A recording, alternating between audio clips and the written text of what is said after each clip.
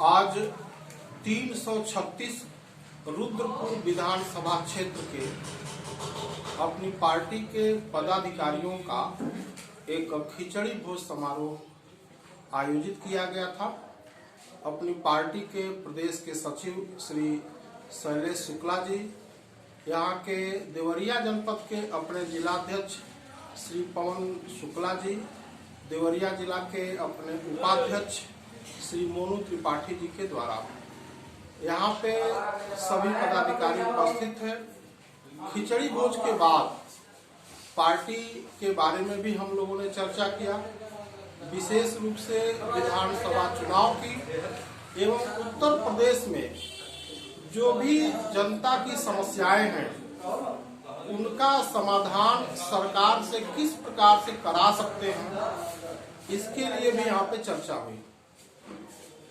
उत्तर प्रदेश की कुछ प्रमुख समस्याएं हैं जिसके समाधान के लिए, निदान के लिए हम लोग काम कर रहे हैं और आने वाले समय में जल्दी ही हम लोग सड़कों पर भी उतरेंगे। इसमें सबसे प्रमुख समस्या किसानों की है। उत्तर प्रदेश की वर्तमान सरकार ने अपने चुनावी घोषणा पत्र में कहा था कि किसानों की आमदनी को हम दूना करेंगे। आमदनी तो दूना नहीं कर पाए, लेकिन किसानों की दुर्दशा को इन्होंने दूना जरूर कर दिया। एक तरफ किसान अपने फसल को उगा रहा है और दूसरे इस भयंकर ठंड में खेत में ही मचान बना करके सो रहा है छुट्टा पशुओं से फसलों की सुरक्षा करने के लिए। हमारी पार्टी ने कई बार मांग पत्र भेजा मुख्यमंत्री जी को कि इन छुट्टा पशुओं से किसानों की भी परेशानियां बढ़ी हैं और जो राहगीर हैं, सड़कों पर चलने वाले लोग हैं, वो अभी चोटिल हो रहे हैं, उनके वाहन भी चोटिल हो रहे हैं। इनकी अस्थायी व्यवस्था किया जाए, लेकिन सरकार इस पर बिल्कुल संवेदनहीन बनी हुई है।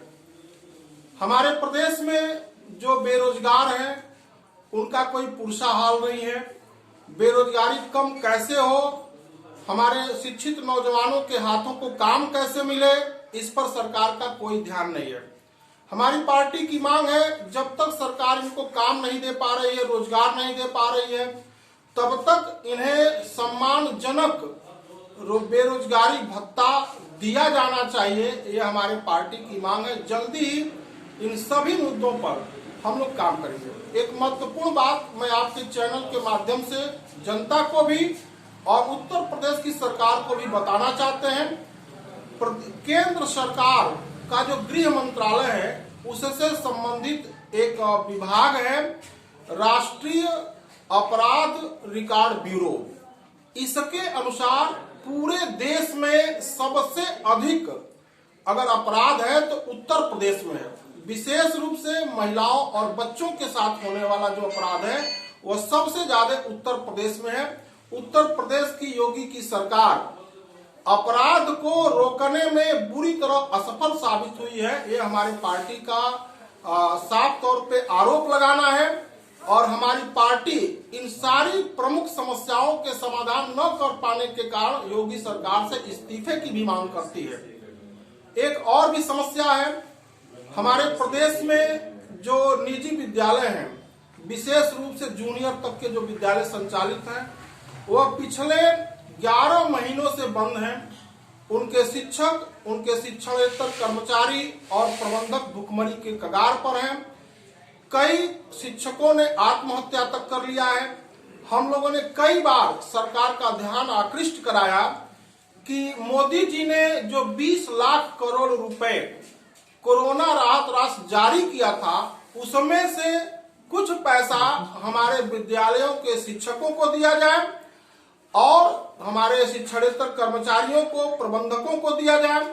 इन विद्यालयों ने जो वाहन लिया है ऋण पर, उसकी किस्त को टाल दिया जाए और बिजली का इन्होंने उपयोग नहीं किया है कोरोना काल के दौरान, बिजली का बिल इसलिए भी माफ होना चाहिए।